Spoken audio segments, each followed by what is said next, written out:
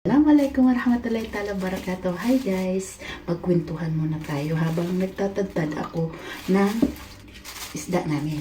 Kasi itong uulamin namin kasi nga, di ba day off ko. Tapos habang nag-ano ko, mamarites tayo, naglalaba din ako sa baba. Di ba?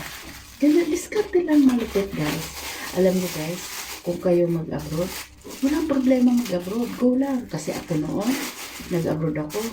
19 years old pa lang ako. 1999, nag-abroad ako. Ngayon is 46 na ako. No, diba? Tapos, nag-i-enjoy ako, lalo na pag yung makapagpadala ka ng pera sa pamilya mo. Ang sarap sa pakiramdam ng guys. Kaya, kayo dyan, na gustong mga followers ko na mag-abroad, go lang. Wala namang masamang mangarap. Ang importante, basta tibayan nyo ang loob nyo. Kasi kung wala yun guys, diba nakikita nyo naman, yung iba, hindi kinakaya, diba? Dahil sa sobrang problema. Kaya yun, hindi ko sila masisisi. Ang nakaka-relate lang ng mga ganon, yung mga OFW na tulad namin. Mahirap guys, sa totoo lang, yung mawalay ka sa pamilya mo. Lalo na yung mga sa bansang Middle East, Saudi. Yan guys, mahirap talaga dyan. Kasi lalo na ngayon okay na kasi yung mga lokal pwede ka nang gumamit ng cellphone, pero yung sa amin dati,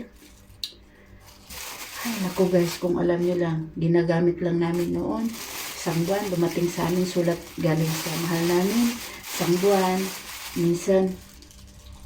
minsan napipending pa.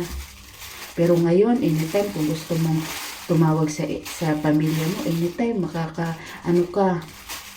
makakakontak ka sa kanila.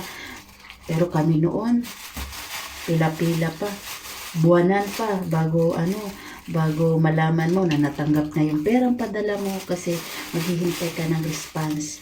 Kasi dati kasi ang uso pag magpadala ka ng pera is yung alam mo yung LBC yun.